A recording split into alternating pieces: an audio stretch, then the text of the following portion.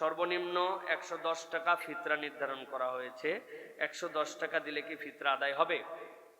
প্রিয় ভাইয়েরা, ফিতরার যেটা আমাদের ইসলামিক ফাউন্ডেশন থেকে সিলেক্ট করেছেন, ফিতরা কিন্তু আদায় করা আমাদের জন্য ওয়াজিব। এটা মনে রাখতে হবে। কি জন্য? আমরা আমাদের অনিচ্ছায় এমন কিছু রোজার মধ্যে করেছি যেটার সাদাকা হিসেবে আল্লাহ আমাদের এটা নিয়ে আল্লাহ রাব্বুল আমিন চাইলে আমাদেরকে মাফ করে দিবেন। কিন্তু ফিতরা কিন্তু সকলের জন্য একরকম নয়।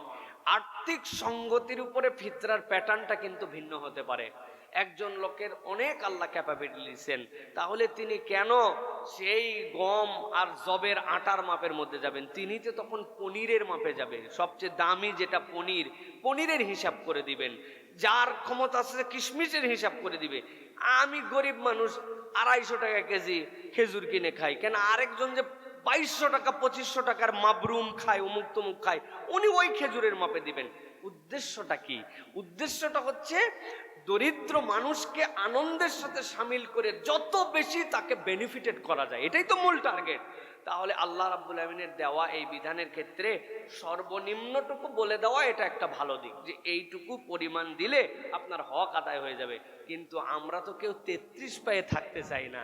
সুযোগ থাকার পরেও আমরা কেউ 33 যেহেতু না নিয়ে আমরা টপ মার্ক পেতে চাই, লেটার মার্ক পেতে চাই, তাহলে ফিতরার ক্ষেত্রে আমরা খালি পাস মার্ক খুঁজবো কি জন্য? আমরা তো কিছু বেশি দেওয়ার জন্য চেষ্টা করতে পারি। ইনশাল্লাহ পারবো না? ইনশাআল্লাহ আল্লাহ যেন আমাদেরকে তৌফিক দান করেন। সুতরাং এটা নিয়ে আবার বিভক্তি করার দরকার নেই। এটা নিম্ন, যেটা দিলে হক আদায় হয়ে যাবে। কিন্তু উপরেরটা আপনার জন্য সিলেক্ট করা আছে। আপনি আপনার আয় বুঝবেন, বুঝে আপনার কি দেওয়ার সামর্থ্য আছে। ওরে ভাই, এখন তো আগে না হয়েছিল আমার বাপের টেনশন, 7 বাচ্চা, তারপরে পরিবার পরিজন সব মিলায় কত বড় সংসার। এখন আপনারা নেই 3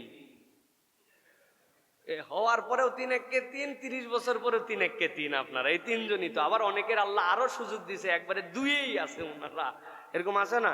তা আপনিও যদি এই কৃপণতা করেন, 1 বাচ্চা, 2 বাচ্চা, আপনি কিছু দিতে চান না, আল্লাহর জন্য দেওয়ার চেষ্টা করেন। বেশি বেশি মানুষকে আনন্দে সম্পৃক্ত করেন। ইসলাম ভোগে বিশ্বাসী নয়, ইসলাম ত্যাগে বিশ্বাসী। ইসলামের প্রত্যেকটা আনন্দের সাথে ত্যাগ জড়িত। আপনি কুরবানি দেন আর অপরে খাওয়ানো লাগে। আপনি রোজা রেখে ঈদগাহে যান আর সকলের বাড়িতে সিন্নি পায়েস সব দেওয়ার পরে আপনি ওই আনন্দে যান। সুবহানাল্লাহ।